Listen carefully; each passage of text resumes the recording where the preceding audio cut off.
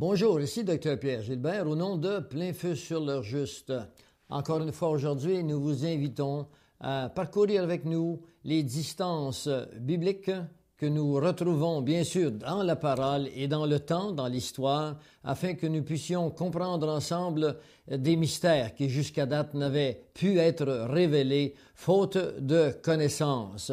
Souvenons-nous que dans Daniel 12, au verset 4, il est marqué qu'à la fin des temps, la connaissance augmentera. Il est marqué également dans Daniel 12, au verset 10, qu'à la fin des temps, plusieurs seront blanchis et purés, et que les méchants ne comprendront pas. Alors, nous voulons aujourd'hui comprendre ce que les méchants ne peuvent comprendre, parce que les méchants, ce sont ceux-là qui ont rejeté la parole de Dieu, qui ont rejeté le salut en Jésus-Christ, et qui ne s'intéressent pas à la prophétie biblique, nécessairement, ils ne peuvent comprendre. Mais vous qui êtes intéressés, et vous peut-être qui n'êtes pas encore dans le corps de Christ, qui n'avez pas accepté Jésus comme sauveur personnel, nous vous invitons aujourd'hui à vous asseoir et à écouter avec autant de passion que vous le pouvez, mais nous allons ensemble parcourir un très long chemin depuis longtemps en arrière, depuis l'Égypte jusqu'à nos jours, afin que nous puissions ensemble comprendre ce qui est révélé dans ce chapitre qui nous a semblé jusqu'à date très imprécis, difficile à comprendre, qu'est le chapitre 13 de l'Apocalypse. Les vues des théologiens de l'époque dernière sont différentes de ceux que nous vous exposerons aujourd'hui. Non pas que nous sommes plus savants, que plus intelligents, dis-je, que les théologiens des époques passées, mais comme nous vous l'avons lu il y a un instant, la connaissance devait augmenter à la fin des temps, et cette connaissance nous permet maintenant de révéler ce qui hier était encore scellé, puisque dans Daniel, il nous a dit « scelle ce livre, Daniel, jusqu'au temps de la fin ». Et alors, c'est-à-dire au temps de la fin, la connaissance augmentera. Nous savons que nous sommes au temps de la fin, la connaissance est augmentée, et c'est pour cela que nous pouvons, avec beaucoup d'assurance maintenant, vous amener dans la compréhension de ce chapitre extraordinaire. Ce chapitre qui nous révèle beaucoup du passé et qui nous révèle du présent au moment où nous vous parlons, en 1998, jusqu'à la fin des tribulations, lors du retour physique de Jésus sur notre planète. De même que lorsqu'on étudie Romains, par exemple une étude de Paul aux Romains sur le salut, il est important pour comprendre et bien accepter que tous sont perdus et privés de la gloire de Dieu, il est important de comprendre la chute de l'homme dans Genèse.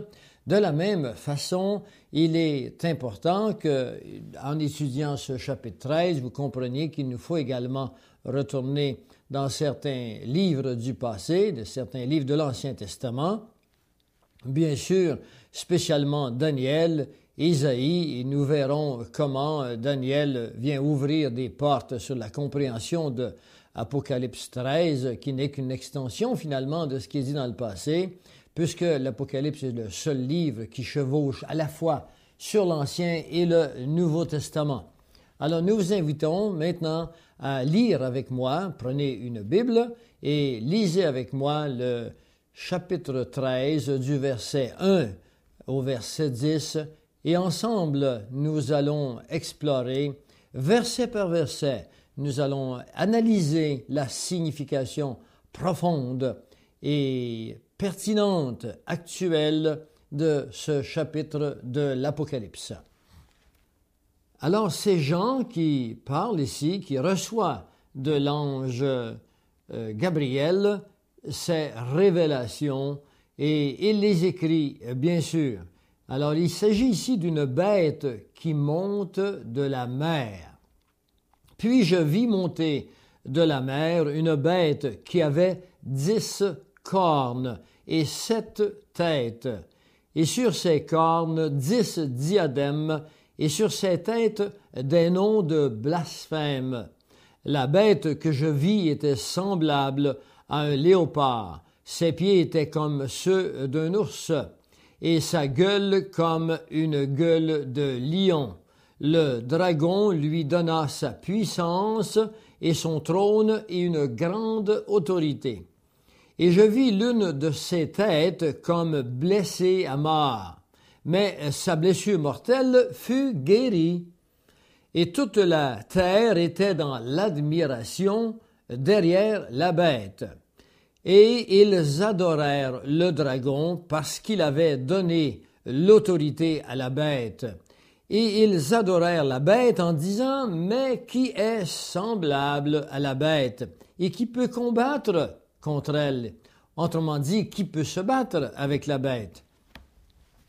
Et il lui fut donné une bouche qui proférait des paroles arrogantes et des blasphèmes.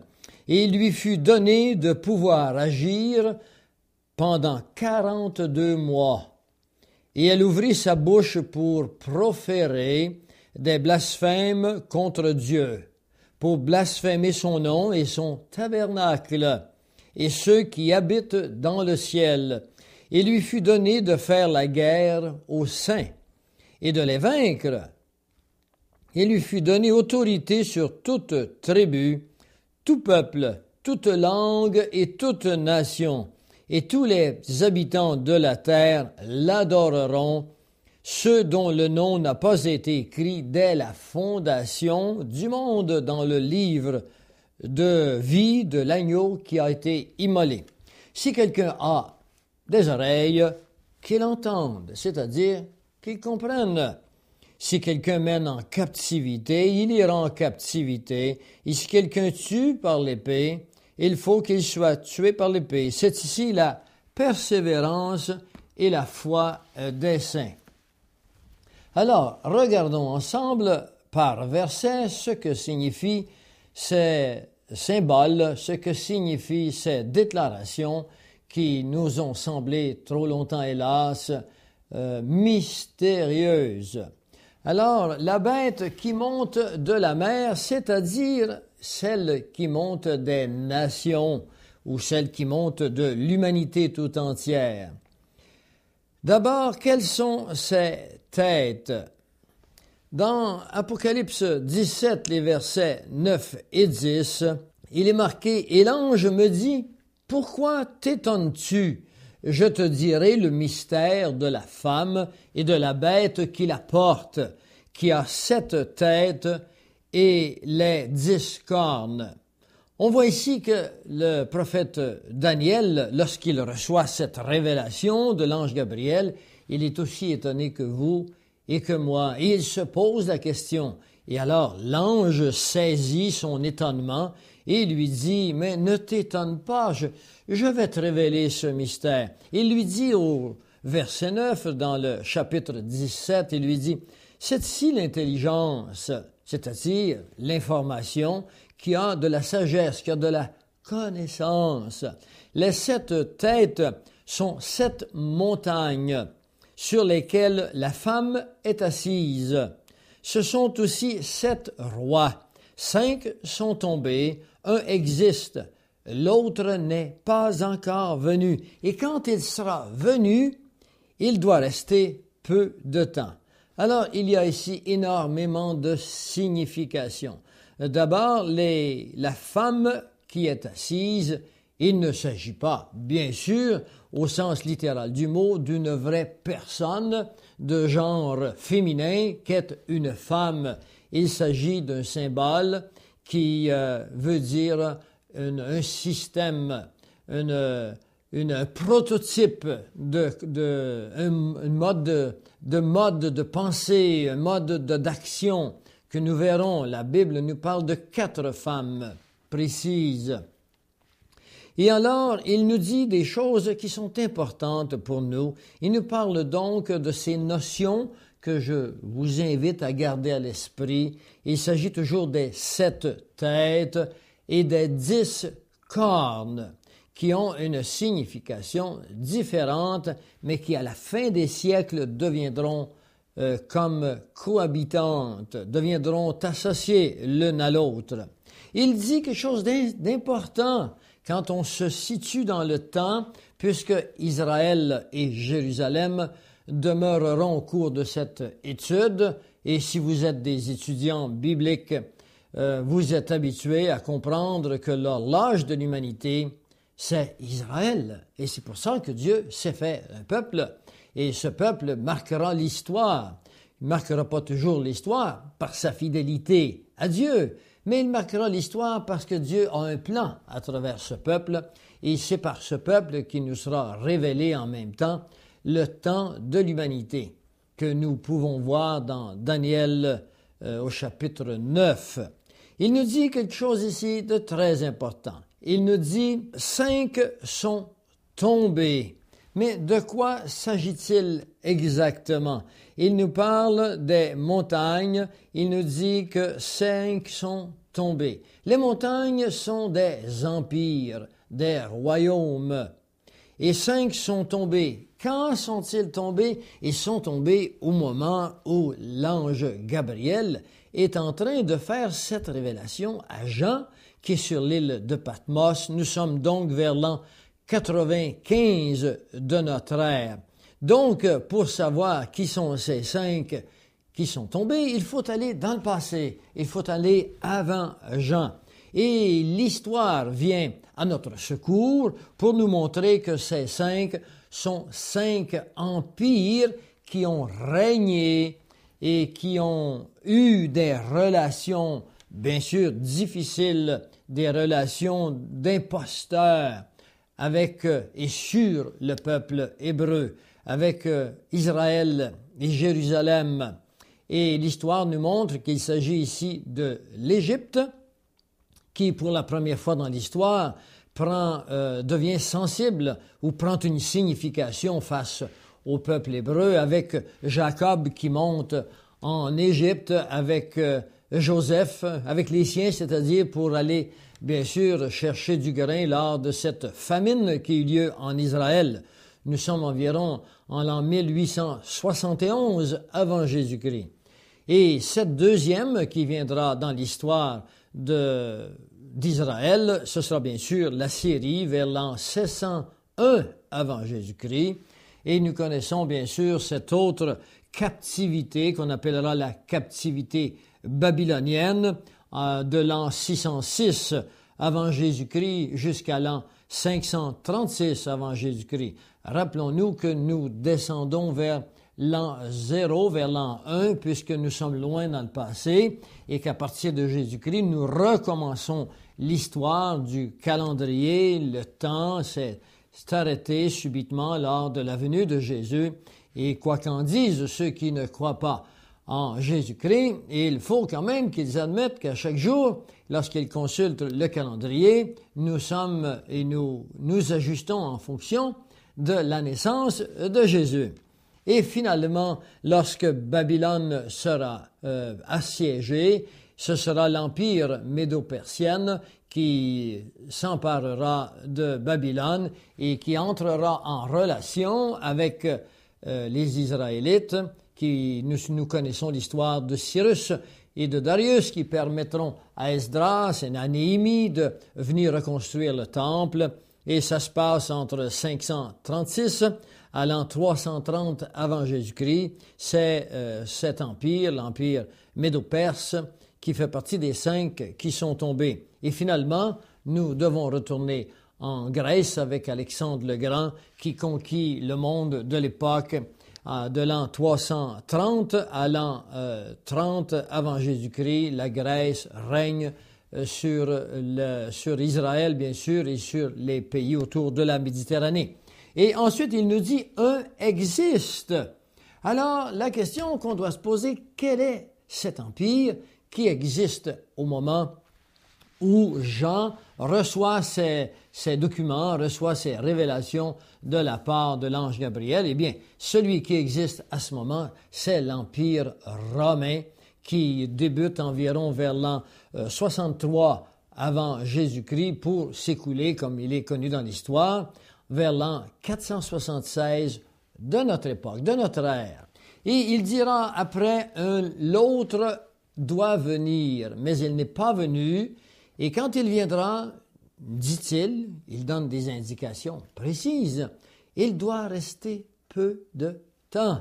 Alors, c'est ce peu de temps qui nous sera un indice, et l'autre qui est à venir, puisque nous connaissons passablement l'histoire depuis l'île de Patmos en l'an 95 jusqu'à nos jours. Il faut nous référer un peu à Daniel au chapitre 7, les versets 7, 8 et 20, pour comprendre ce qui allait venir. Et il faut créer une relation, une association entre le passé, l'Ancien Testament, l'histoire qui nous est révélée et celle qui viendra telle qu'elle nous sera révélée par Jean à l'île de Patmos. Dans Daniel 7, il nous dit « Après cela, je regardais pendant mes visions de nuit, mes visions nocturnes, et voici, il y avait un quatrième animal, parce qu'il y en a eu 3 qui ont précédé, et nous les avons vus dès que nous avons commencé à lire Apocalypse 13. Il nous dit ceci, il dit « La bête elle était semblable à un léopard, ses pieds étaient comme ceux d'un ours, et sa gueule comme celle d'un lion. » Ce sont les 3 bêtes qui nous sont révélées dans Daniel 7, dès les premiers versets. Alors cette vision lui revient et nous verrons comment ces 3 bêtes sont très importantes puisqu'elles sont contemporaines.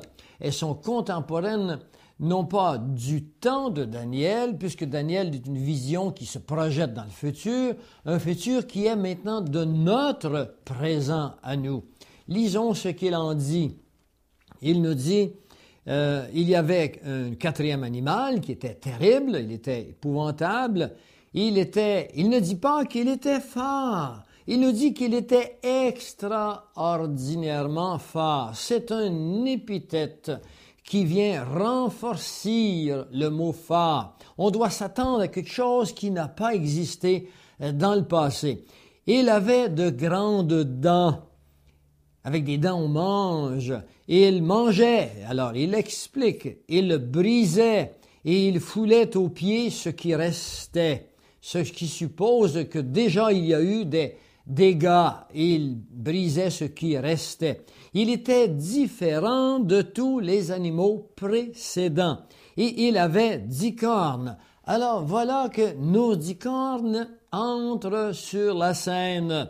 Nous les avons vus dans Daniel et nous les revoyons dans Apocalypse.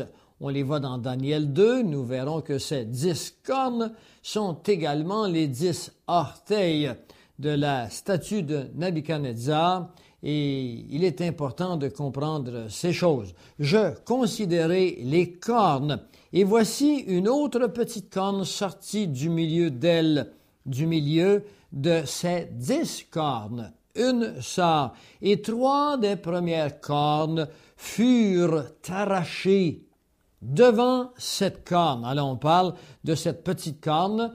Devant elle, 3 des premières sont arrachées. Et voici, elle avait des yeux comme des yeux d'homme. Ah, mais voilà, c'est bizarre. Une corne qui a des yeux comme des yeux d'homme. Plus encore, et une bouche qui parlait avec arrogance. Et sur les 10 cornes qu'il avait à la tête, et sur l'autre qui était sorti de devant, lesquels 3 étaient tombés, sur cette corne qui avait des yeux, une bouche parlant avec arrogance, et une plus grande apparence que les autres. De quoi s'agit-il? Il s'agit de la petite corne qui parle avec arrogance. Et cette petite corne, évidemment, c'est une vision de l'Antéchrist. L'apôtre Jean eut une vision des systèmes.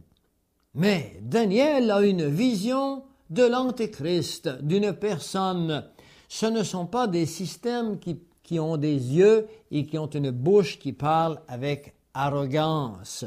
On peut voir ça dans Apocalypse 13 au verset 5, il parle encore avec arrogance, de telle sorte que vous compreniez que la Bible ne démentit jamais sa parole. Elle se confirme. La Bible, elle est là pour confirmer, elle explique la Bible.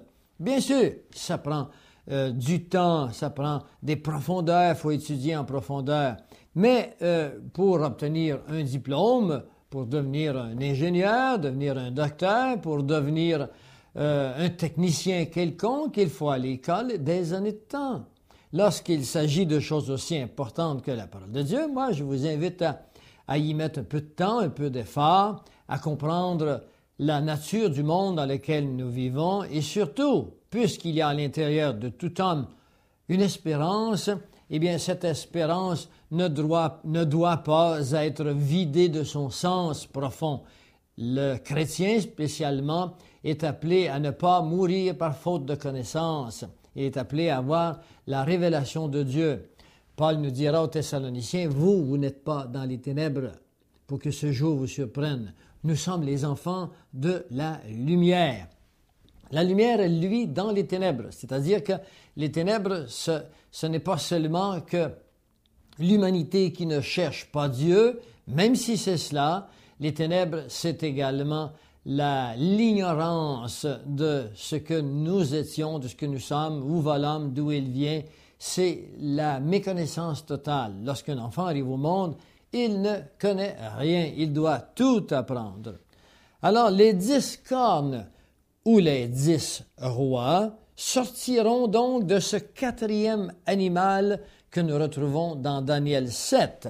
Et voyons qu'est-ce qui est dit spécialement de cet animal de Daniel 7. Il nous est dit, il foulait aux pieds ce qui restait.